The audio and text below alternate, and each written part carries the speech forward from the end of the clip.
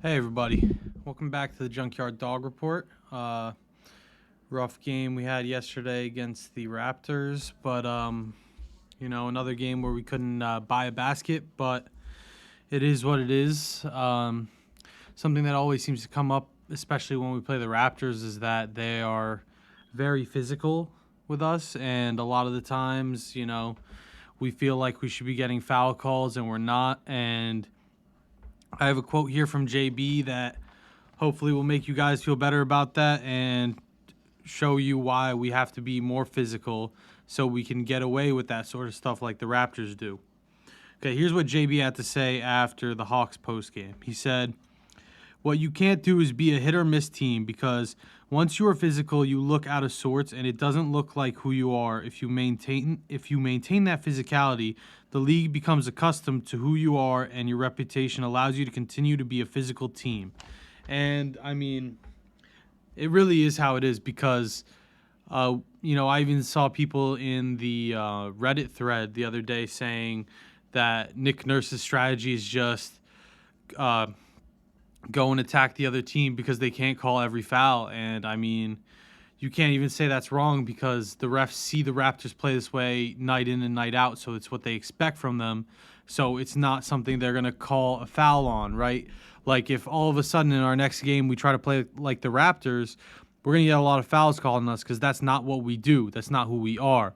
But if we slowly can become that, and then we'll have the ability to manhandle our opponents and be more physical and keep other teams in check. So that's why if you've been watching for a good amount of time, you hear me talk a lot about physicality. That's specifically why I want us to be more physical, because it'll allow us to be more physical when it matters most, specifically in the playoffs, right? That's why the Raptors, who in my opinion don't have as talented of a big four as us, seem to have the upper hand on us when it comes to the physicality. And I don't mean any disrespect. I think Pascal Siakam has been one of the better players in the league this year when he has been playing and he hasn't been injured. Scotty Barnes is really good. Fraudulent rookie of the year, if you ask me. Rookie of the year should have been Evan Mobley, but that's how we all feel. Fred VanVleet is really good, but then I think Donovan Mitchell and Darius Garland are better than Fred VanVleet and OG Anunoby, who I would call their fourth best player. I think that Ev and Jarrett are better than Scotty Barnes and Siakam, but maybe if you take that outside of our little Cavs circle, other fans of other teams would disagree.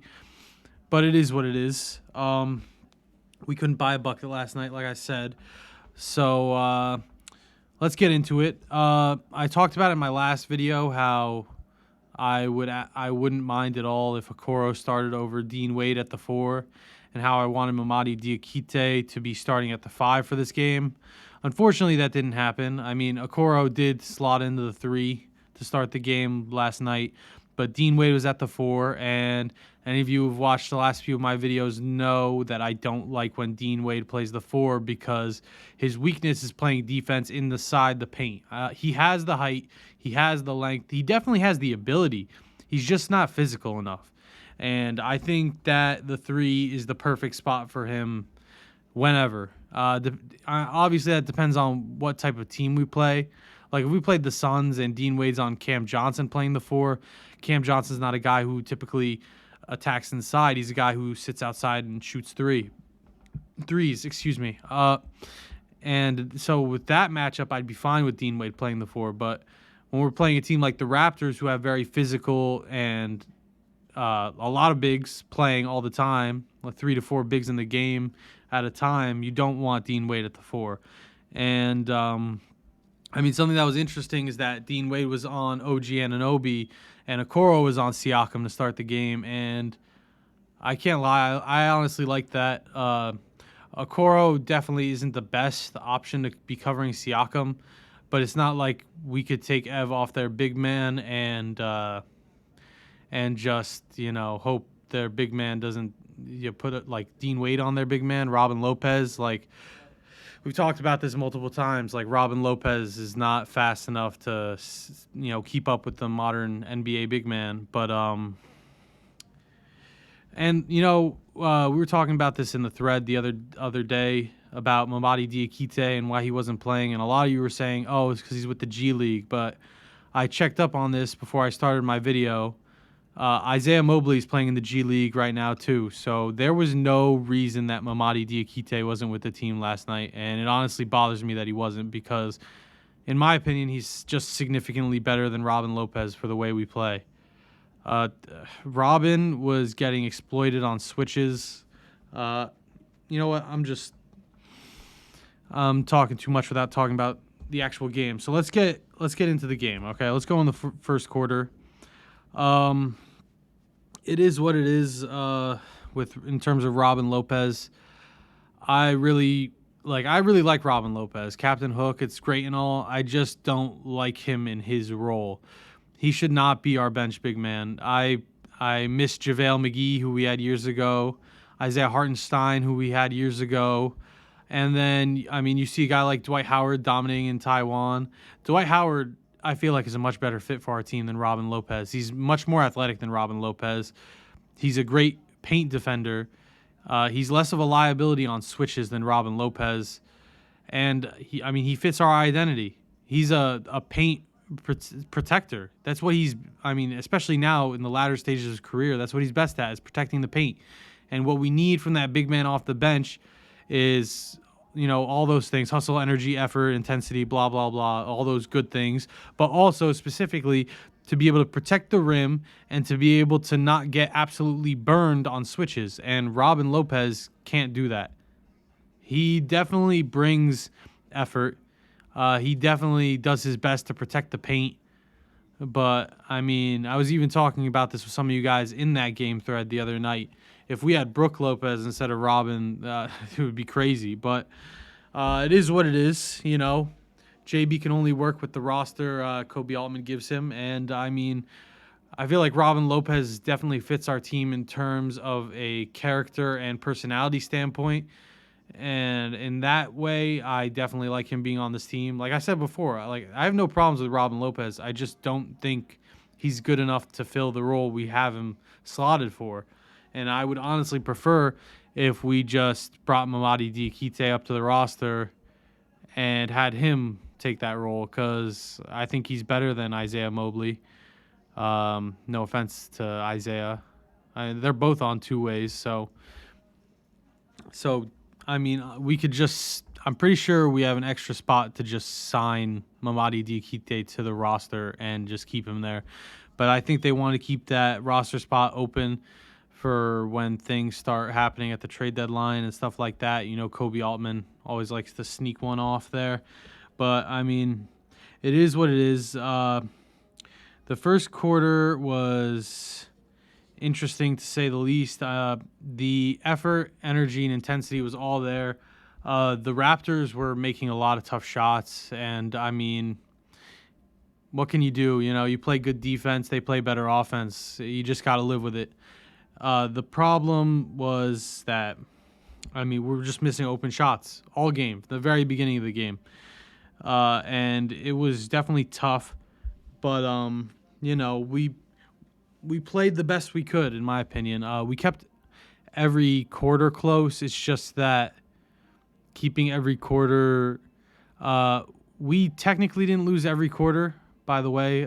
We technically won the fourth quarter, but we won the fourth quarter in garbage time. So, in my opinion, we lost every quarter and ended up losing by 12 overall. So, and I'm getting very off track, just going on tangents here. So I'm sorry about that. But we lost the first quarter 26-24. The Raptors finished the quarter with a 12-6 run. And, you can't let that happen. It's just, at the end of these quarters, we're just getting run over a lot of the times, and it's not great to see. Luke Walton talked about this, I think, like 3 or 4 games ago, how we let the Bucks shoot like 80% on us at the end of the first and second quarter before we got absolutely dominated in the third quarter of that game. So that's something that definitely needs to improve a lot. Like I said, first quarter, the Raptors were up 26-24. We move on to the second. And this is what I was talking about with Robin Lopez switches coming back to bite us. Like, Robin Lopez was on Scotty Barnes for part of the second quarter. There was part of the second quarter where he was on Fred VanVleet. Like, they were just taking advantage of the fact that we have this slow, old school big man who can't keep up on the floor, just taking advantage of him anytime he was on the floor. That's why he didn't really play too much. He only played to just spell Evan Mobley a few minutes so he can actually get some rest, especially on the night of a back-to-back. It's really tough when you don't have the depth to compensate for that. And last season it worked, having Ed Davis, who's kind of like Robin Lopez in that way. I mean, in my opinion, Ed Davis is a little more athletic, a little faster, but I mean, not too much of a difference. But the real difference from last year to this year in terms of that is that we had multiple big men to spell those guys in those situations, right? Like Lauri Markkanen could slot into the 4 or the 5 when we needed him to. Dean Wade never really played the 5, but Kevin Love would, And that just comes with injuries. I personally would rather have Kevin Love in at the 5 than Robin Lopez right now. And that's really saying something because Kevin Love's paint defense leaves a lot to be desired. He's definitely improved over the last few years compared to what he was doing when we weren't very good. But at the same time, Kevin Love is just not that guy. Like, he's a guy who in the paint will cover you with his body and put his hand up. And he's gotten some nice blocks over the last 2 years. I'll give him his credit, but Robin Lopez is definitely a better rim protector than Kevin Love, but not as good as overall for our defense. Like, he's a detriment to our overall defense when he's out there because teams exploit him on screens, like I said multiple times. So moving on, Siakam couldn't miss, and something Jetty said coming into this game, so after the Pistons game, was that this team has 3 to 4 bigs on the floor all the time. We have to be able to get rebounds. We have to be able to man on, box out everyone to close out defensive possessions, and we just weren't doing that. It was tough. Something that was great to see is to end this quarter was kind of the opposite of the other one. 2 of the last 3 Raptors possessions finished with shot clock violations. We played great defense on those possessions, and you love to see it. But again, we couldn't make shots. Darius Garland and Evan Mobley were doing all they could. Donovan Mitchell didn't even score a point in the second quarter. He scored 5 in the first. I believe he finished with 8, which is not up to his standard. We'll get into more of that later. But, I feel like Ev always steps up big time when we play the Raptors. Even last year, I don't know. Maybe it's because he got robbed of Rookie of the Year, but he almost had a double-double at halftime. He had 11 points, 9 rebounds, and 2 blocks. And, it is what it is. We lost the second quarter 26-19, so we were down 9 at half. And, these things happen. You have games where you can't make shots, especially when you couldn't make shots the night before and you're playing a back-to-back. It's hard to get those shots to go in. But, you definitely didn't expect to see Donovan Mitchell to come out in this game not looking like himself at all. And I don't want to hate on Donovan Mitchell at all. Like, he's giving it his all every night, He was making great passes. The Raptors were really keying on him specifically. And early in the game, they were keying on Darius Garland too. But the thing DG did to get them to stop was he was making great plays, right? He was finding the guy who was open and they were hitting shots. The problem for Donovan is that when he was finding the guys open, they were missing shots. And that happened a little bit for DG too. But when a guy is passing and the other guy is making the shot, it forces you to stay back on your man when that guy has the ball a little bit more than when the guy's passing to the guys and they're missing. And, it is what it is. Definitely don't expect this out of Donovan Mitchell too many more times this year. But I definitely expected more from him considering he scored 31 opening night against this team. So it is what it is. I don't want to say we came out with low effort in the quarter, but we let them go off on a 5-0 run in the first 55 seconds, which sucks. But these things happen. It is what it is. we stepped up and we fought back, right? We turned it into a 6-5 Cavs run, so that's a 6-0 run for us after their 5-0 run, which was great. Unfortunately, they responded immediately with a 6-0 run of their own, so we lost that, and then that became an 8-0 run with 55 left in the quarter. That run ended up being a 10-3 run, and then we responded with a little 5-2 run of our own, which ended as a 13-5 run. But every time we had a run, it felt like they had a bigger answer, right? So after our 13-5 run with 3:37 left in the third, the Raptors responded with a 10-3 run, or a 10-0 run, sorry. It was 10-3 because Robin Lopez got a three-point play, and I was still keeping track of the run. But then I switched it because we finished the quarter on a 5-0 run, which was nice. But the problem is that, like I just said, every time we had a run, they responded, right? In the fourth quarter, they started off on a 5-1 run in the first 37 seconds. They had an 8-3 run with 8:19 left to go in the quarter, in the fourth. And I forgot to say this, but in the third, the Raptors beat us 28-24. Right? You see all these quarters, they're close, right? We lost the second. That was the one we lost by the most. We lost by 7. They beat us 26-19. We lost the first 26-24. They beat us by 2. We lost the third 28-24. They beat us by 4. And the fourth quarter, we won 21-20, but we won it with the reserves on the floor, so I don't really count it.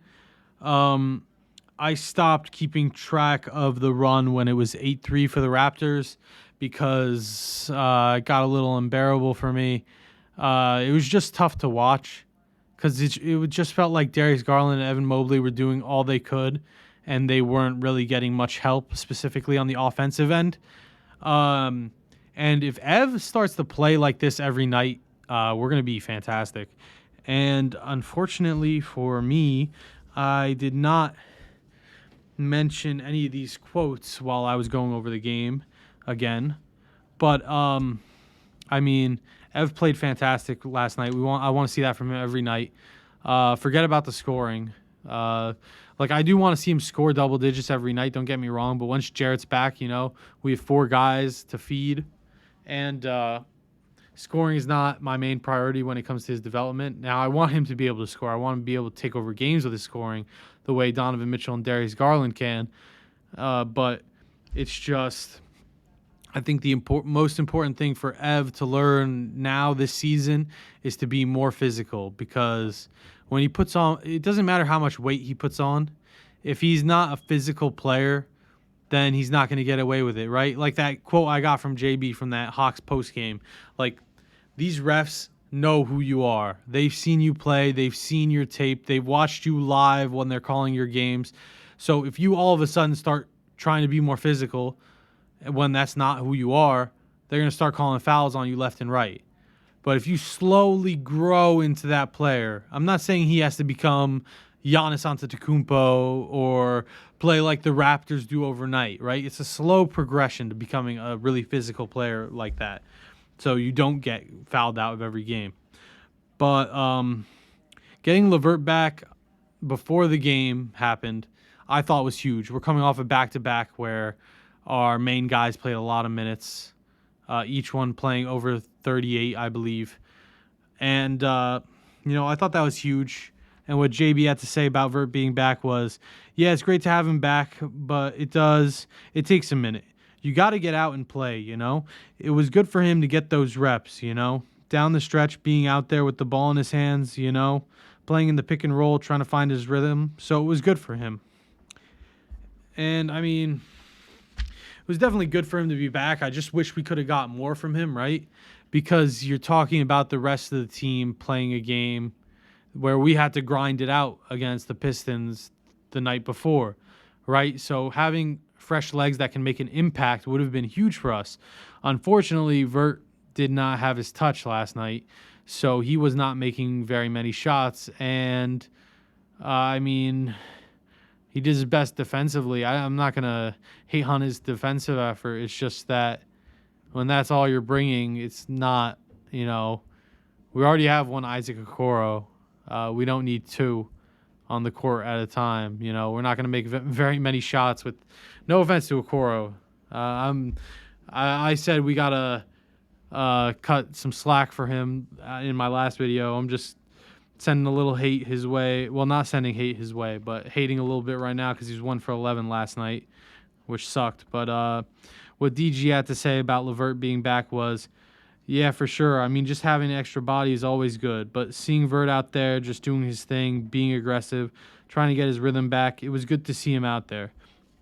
And, I mean, it's definitely good to see him out there, but we got him for a reason, right? We got him to be that other playmaking, scoring wing defender. I mean, well, we didn't bring him to take Okoro's role. I mean, he kind of did. I can't lie. I want Lamar Stevens to stay at the 3 for the rest of the season. I feel like he is, and I know a lot of us don't like Draymond, but I feel like he is our Draymond. And I'm not saying that because he's as good defensively or he's as good at anything that Draymond was in his prime or now, because they're not similar players. But Lamar Stevens, he envelops this team's identity. He is this team's identity. Like, I consistently call him the quintessential junkyard dog because that's who he is. He grits it out. He grinds it out every night, and the stat sheet doesn't always show his impact. And he's the guy who is willing to call out anyone on this team at a moment's notice when it's needed, right? In one of my videos, I was talking about Donovan Mitchell after a game. He said that Lamar called him out because he got burned on back-to-back plays defensively. And Don said Lamar called him out, and after that, he doesn't think anyone scored on him in that game. Now, I don't remember who that was against, but, I can't imagine too many guys who are in Lamar Stevens' situation, who was a undrafted free agent, barely made the team in his 3rd or 4th year in the league, going up to a guy who's been to the All-Star game 3 times and being like, yo, you're getting burned. You gotta be better. So his presence cannot be understated. And I can't wait until he's back. Jared Allen also. But moving on, what JB had to say about the game was, we talked about it in the pregame. They force you, to create those shots and take care of it, and make them, if you don't, take care of the basketball. Because you're playing in the paint where they want you, then you're turning it over, playing in small spaces. But I thought our guys did a great job of, sticking to the game plan, protecting the basketball, creating open shots. They just didn't go tonight. And, I mean, we really couldn't make shots tonight. And I'll get into the statistics behind it later. But it was definitely a tough night shooting.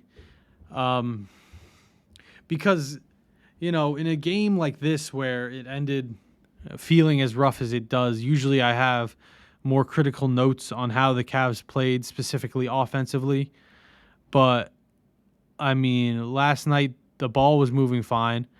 We got over 20 assists for the first time in our last 3 games, and we were really lacking there in the games beforehand. I honestly was expecting to see another 12 or 14 assist night from the team where Darius Garland just carried the assist number. But no, we got over 20 tonight, or last night. Shots just weren't falling. Nights like that are going to happen in the NBA. It's an 82-game regular season. These things are going to happen. Even for superstar players like Donovan Mitchell, these games happen. It is what it is. And what JB had to say about Don's rough night was, I just think he had a night, That was it. Always give the Raptors credit, but I think there were shots Donovan had that Donovan takes and makes typically. So I think it was just one of those nights. And, I mean, I feel like Don just... I felt like he got scared to shoot, to be honest with you. When we were playing the Pistons, he was 5 for 16 in the third quarter, right? And he finished the game 9 for 23. So for the rest of the game, he was 4 for 7. In this game against the Raptors, he was 3 for 11. He didn't even take half the shots he took against the Pistons. So was that a little bit of gun shyness? Maybe. He was also making a lot of good passes and making the right play, and it just wasn't working out. But the Raptors definitely keyed in on him and found a way to take him out of the game. And we need to figure that out because I think we play them another 2 times in our place.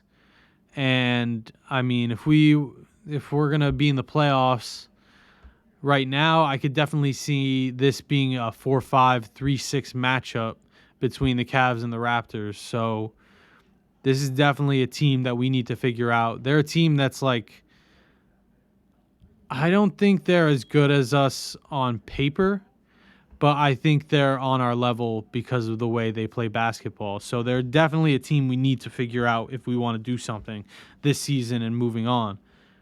And what JB had to say about another quote about the game as a whole was, I mean, again, I think it comes down to make or miss at this point.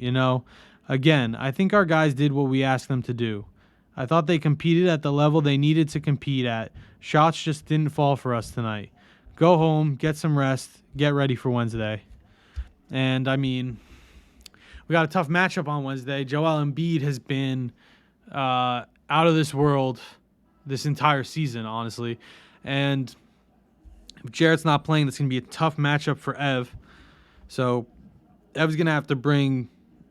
Honestly, he's probably going to have to bring more physicality against Embiid than he had to last night. So he's going to have to take it to another level, if anything.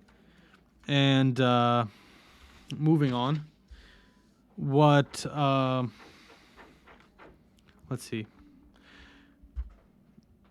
Sorry about that. What DG had to say about the shooting woes in this game was, yeah, I think this is probably one of our worst shooting nights. We was creating open looks for one another, just didn't fall tonight.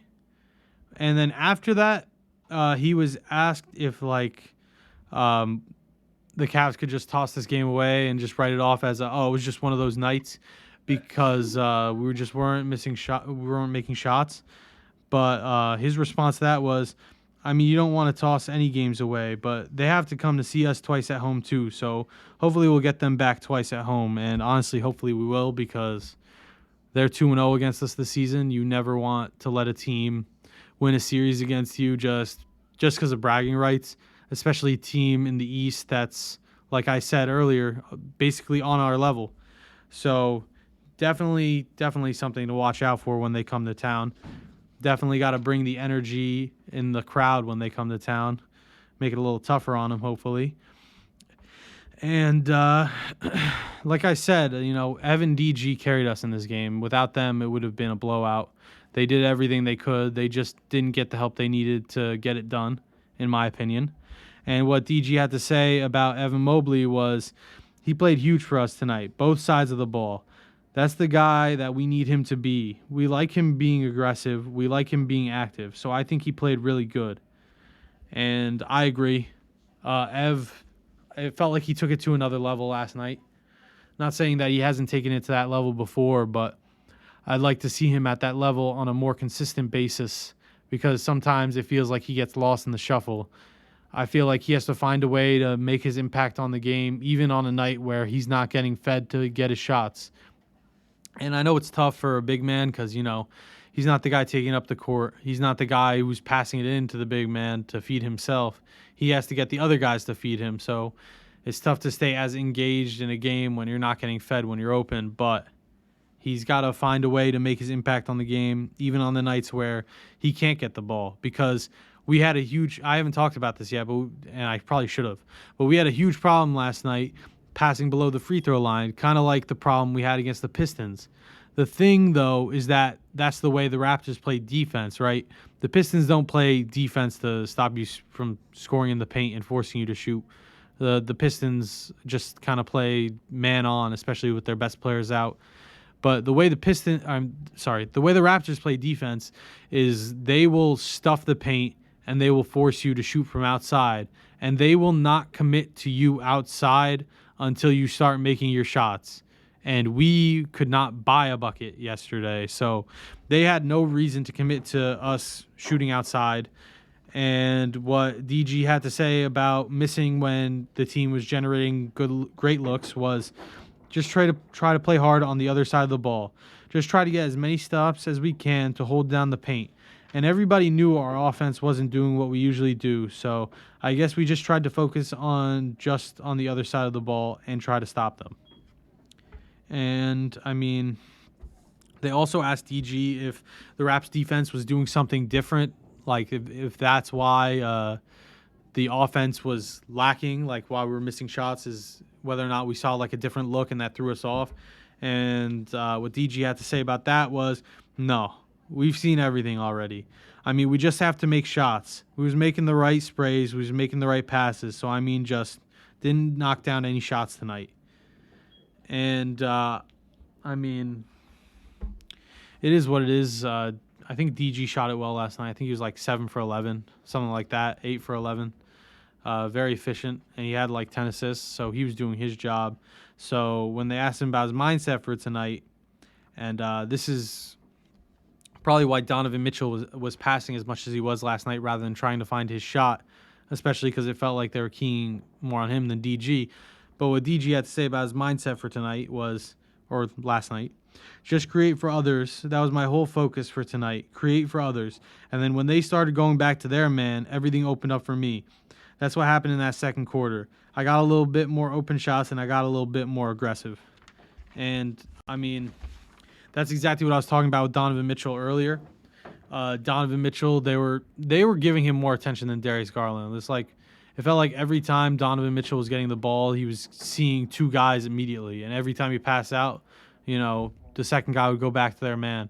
And they had OG Anunoby on Donovan Mitchell. And Donovan Mitchell's like somewhere between like 6'1" and 6'3", and OG's like 6'6" to 6'9" guy. Like, he's a significantly bigger guy than Donovan Mitchell. He definitely gave him problems. Kind of reminds me of when we put like Dean Wade on Jaylen Brown, but OG Anunoby is just significantly better than Dean Wade on both sides of the ball. I mean, I would love to have a guy like OG Anunoby at the 3 for us, but I'd definitely stick with Lamar Stevens if I was JB for now. And, I mean,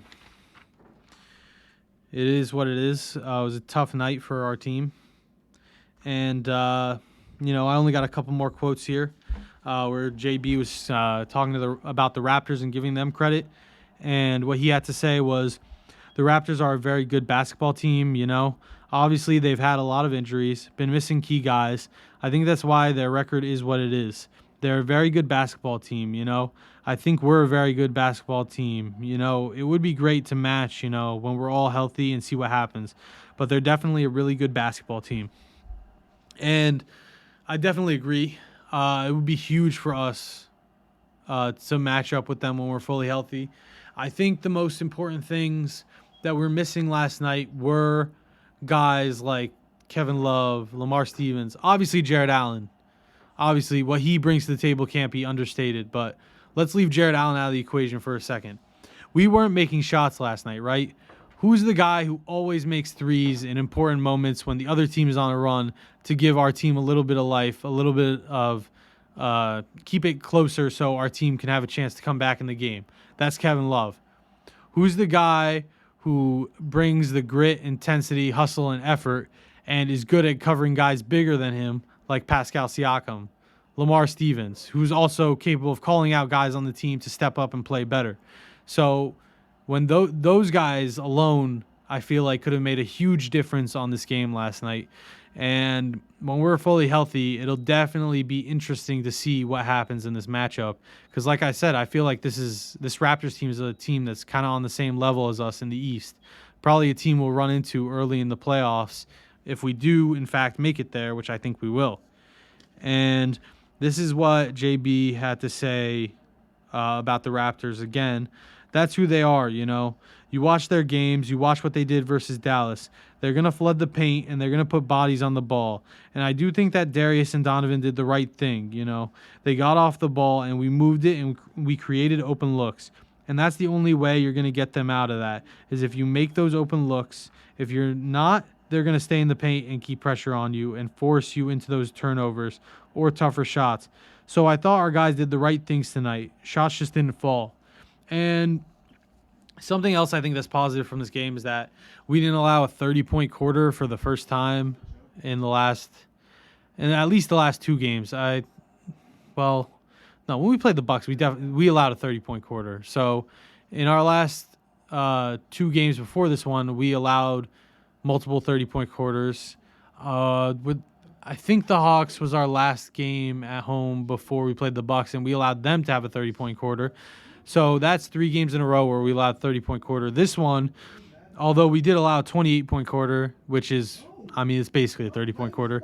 At least we didn't allow the 30-point quarter. That's definitely a positive, even if it was 28. I know a lot of you are going to be like, oh, 28, 30, basically the same. But, like, we allowed the Hawks, I believe, to score 36 and a quarter. We allowed the Bucks to score 35 and a quarter. We allowed the Pistons to score 30 on us in a quarter without Cade, Jaden Ivey, or Bojan Bogdanovic the other night. So, I mean, it is what it is. Let's get into the stats of this game. As you all know, I like to do my little big four versus the rest comparisons. And, Jared Allen's out, so now it's the big three versus the rest. So points were split evenly, 44-44 for each side. We only scored 88 last night, which, I mean, I feel like when we match up with the Raptors, we play a lot of, like, old school basketball, kind of like early to mid 2000s type basketball. Both of our teams play slow pace. We're bigger than most teams. We have a very similar style of play to them. They're just more physical than us. Moving on, the big three had 20 rebounds and the rest had 27. We were definitely attacking the glass on both sides of the ball last night. It's just that in the second half specifically, we're having a tougher time closing out defensive possessions. The big three had 13 assists and the rest had 8. So we had 21 in total. 10 of those were from Darius Garland, and Donovan Mitchell had 2 and Ev had 1 for the big threes, 13. And I think it's important that we got over 20 assists, and over 10 of them, 11 of them in total, were not from Darius Garland. So I think that's huge for us, especially considering the ball wouldn't go in the basket. Like, if we were making more shots last night, no doubt in my mind we have 30 assists or close to it, maybe like 27. But, I mean, you're going to have these nights. They happen. And I pointed out specifically the big three, each of their assist numbers, because a few nights ago, and I'm kind of being a little harsh on Don, but I'm holding him to what he said. He said that him having 1 assist in back-to-back games was unacceptable. And that was the Bucks game, right? He had 1 assist against the Pistons, so that was 3 straight games. Now we're on the 4th game. He has 2 assists. So in the last 4 games, Donovan Mitchell has 5 assists. And, I mean, he said it himself, it's not good enough. Like, I'm not trying to be a dick here or anything. Like, I'm just holding him to what he said. He needs to pass the ball more. He needs to be a better playmaker, especially if he's not going to, put the shots in or put the shots up last night. Like, he only shot it 11 times, which is rare for him. He's got to pass it more. And for some reason, this team has a tough time passing below the free throw line unless we're making our shots, right? Because once we start making our shots, defense have to play us at the three-point line, which leaves their big men on an island. But we have to get better at passing below the free throw line when we're not making shots, because, when Jared Allen's in, we can do it. We can pass to him because he's physical enough to get guys out of the way, so it would be an open pass. But we need to be good enough at it when he's not on the floor for those nights, specifically in the playoffs, where the 3 isn't going in when we need to attack inside. So, it is what it is. I'm happy that we got over 20 assists when we had 14 and 12 assists in the last 2 games beforehand.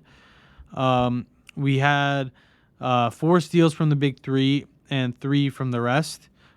Darius Garland had 3 of those steals, and Ev had 1 for the big three. I'm just pointing out these stats, to not to trash on Donovan Mitchell, but just, give credit to who did it. The big three had 3 blocks, and the rest had none.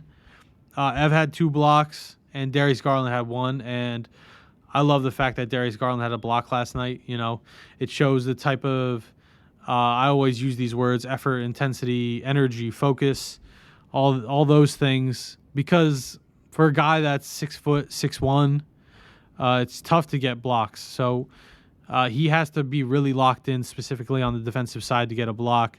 And it's cool that he was able to get 3 steals and a block. Like, he was really involved defensively. And probably the best stat of the night, other than the assists, was the turnovers. The big three had 3 turnovers, and the rest had 6. We had 9 turnovers in this game. Like, I've been harping on this a lot in my videos, right? Silly turnovers, silly turnovers, silly turnovers. Game after game after game, we've been having these chemistry issues that lead to silly turnovers. But last night, we were moving the ball well. Shots weren't falling, but we weren't turning it over as much as we usually do. League average, I think I just said it, is 14. We had 9.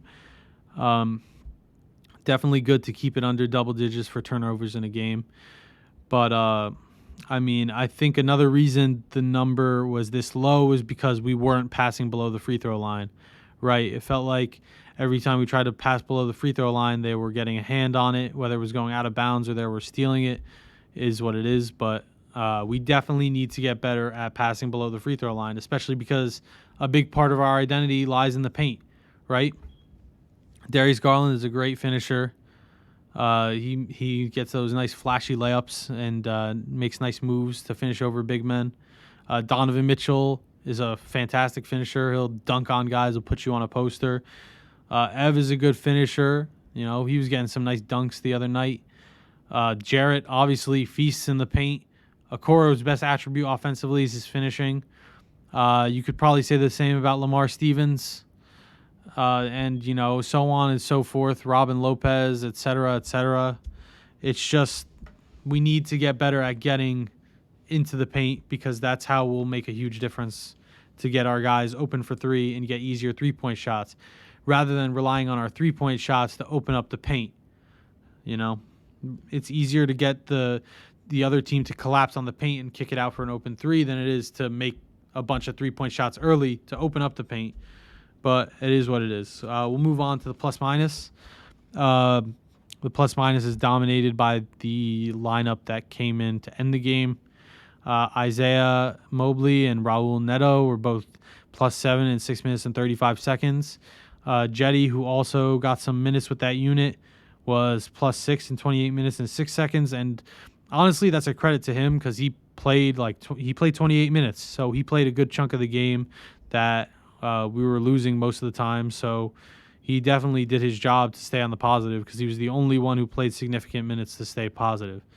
Moving on, Darius Garland was -8 in 33 minutes and 7 seconds. Evan Mobley was -8 in 32 minutes and 30 seconds. Robin Lopez was -9 in 17 minutes and 46 seconds. Dean Wade was -9 in 28 minutes and 23 seconds. LeVert was -12 in 29 minutes and 19 seconds. Okoro was -13 in 32 minutes and 11 seconds. And Donovan Mitchell was -21 in 25 minutes and 28 seconds. And part of that is because, I mean, we got a lot of tired legs on this team other than LeVert. Our big 3, because Jarrett's out, all played heavy minutes last night against Detroit because we took too long to get into our stuff, to get physical, to increase the energy. We came out flat against them, and they jumped all over us. So we had to play a full game against them when, no offense to them, but no Cade, no Jaden Ivey, no Bojan Bogdanovic. That game should have been over in the second quarter.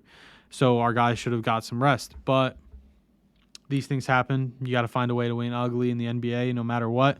All teams deal with these sort of things. Yeah, the Raptors got a night off before, and we had a back-to-back, but these things happen. It's the NBA. You got to fight through it.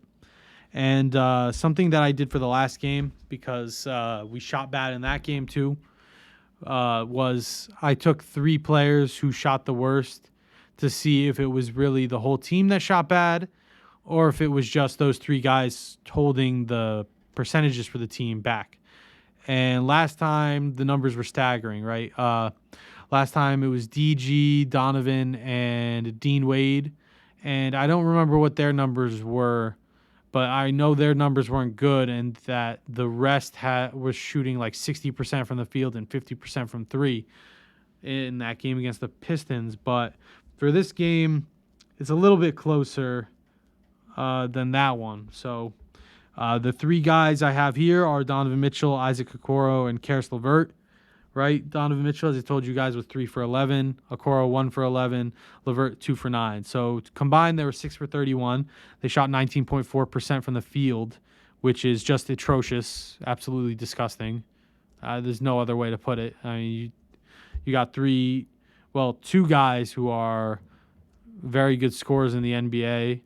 The third, Isaac Okoro, was the junkyard dog the other night. Didn't miss a shot in that game, even though he only shot 2. He made more shots on 2 attempts the other night against the Pistons than he did on 11 attempts against the Raptors. So, is what it is. These nights happen. The rest were 28 for 59. They shot 47.5% from the field. And, I mean, that's the biggest difference because once we move to the threes, the numbers are going to be a lot more similar.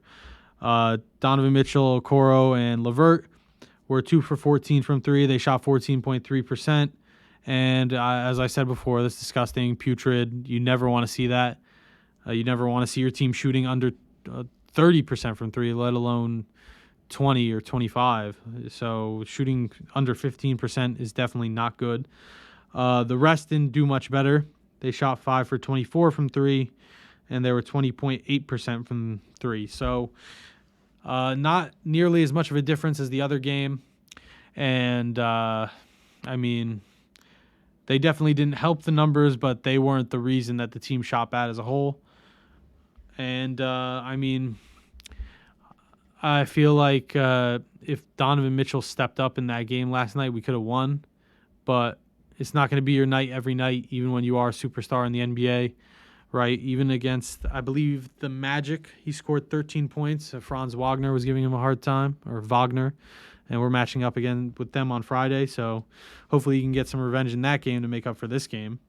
Anyway, going to how the team did, the team shot 37.8% from the field as a whole, 34 for 90, and 18.4% from 3, 7 for 38. And the only place we shot well last night was from the free throw line, but we didn't get too many because, as I said, the Raptors' physicality is established. The refs know what they do and how they play, so they're not going to call them for fouls as much because they're used to the Raptors playing physical. So we were 13 for 16 from the free throw line. We shot 81.3% from there. And, I mean, we've been shooting really well from the free throw line lately. We were shooting, like, in some games earlier in the year, we're shooting, like, around 70%, which is not a bad number, but you definitely want it higher than that. They're called free throws for a reason. They're free shots. You want to make all of them. And we've been shooting well over 80% for the last 5, 6, 7 games. So definitely we got to keep that up. That's definitely a good thing. I feel like this team needs to get healthy because I could definitely be more critical, but at the same time, I know if Kevin Love was playing last night, that 3-point percentage wouldn't look like it did. Right, that we would have more rebounds than we did. And we would have had less Robin Lopez than we did, right? Because I feel like Robin Lopez is supposed to be in that Ed Davis role that Ed Davis had last year. It's just that with all the injuries, he has to step up because, Dean Wade isn't a guy who's going to play the 5. Kevin Love plays the 5 off the bench, and Evan Jarrett can spell each other when they have to. They can play the 5 Jarrett does play the 5 always, but Ev can play the 5 when he has to if Jarrett needs a break, right? And Kevin Love can if they both need a break. So once we get healthy, I'm hoping this team is going to look a lot better. I could complain all day about our physicality and things like that, but we definitely brought our hard hat to Toronto. So we gave them the physicality. The thing is, we need to keep that up. That can't be a one-off. That can't be, we're playing a really physical team tonight. We got to be physical tonight. That's got to be a thing that slowly grows and slowly becomes a part of who we are. Because if we can be as physical as the Raptors are, we're going to be hard to beat. Like earlier in this video, I said, I think we're better than the Raptors on paper. Just straight up, I think we're a better team on paper, right? I think that Darius Garland, Donovan Mitchell are better than Fred VanVleet and OG Anunoby, who are two of their big four, and I said this earlier. And I think Jarrett and Ev are better than Pascal and Scotty Barnes, even though Pascal has been one of the better players in the NBA this year. And yeah, a lot of that is probably bias, but still, I think if we get more physical, that we can give the Raptors a run for their money. I mean, I think we beat them in this the season series last year. It might have been 2-2 last year. So hopefully we can get the next two at home against this team and the Bucks, so we can even up both of those series by the time the season ends. But for now, just looking ahead at Philly, hoping that we can get some help back. Hopefully we can get Lamar back. He's been out for, I don't even know, 3 games now with his illness. So hopefully he's recovered from that. Hopefully we can get one of either Kevin Love or Jared Allen back, or both, because Joel Embiid is a handful and more. And luckily for us, Harden and Tyrese Maxey are out, so hopefully that'll play to our favor in that game. And something else I didn't talk about yet is we are 5-7 on the road, and we are 7-1 at home. So, I mean, these things happen with young teams. I remember the Sixers a few years ago. They had the same thing where they would win pretty much every game at home, but they couldn't buy a win on the road. It's definitely something we have to get fixed if we want to win big games in the playoffs. But for now, it's a learning curve that we have to get over. This team needs time to grow and build. The oldest player in our starting lineup is 26. Actually, Lamar might be the oldest player in our starting lineup now. I'm not sure how old he is, but it is what it is. I think that time will fix a lot of these problems the Cavs have now. But until next time, keep scrapping like a bunch of junkyard dogs.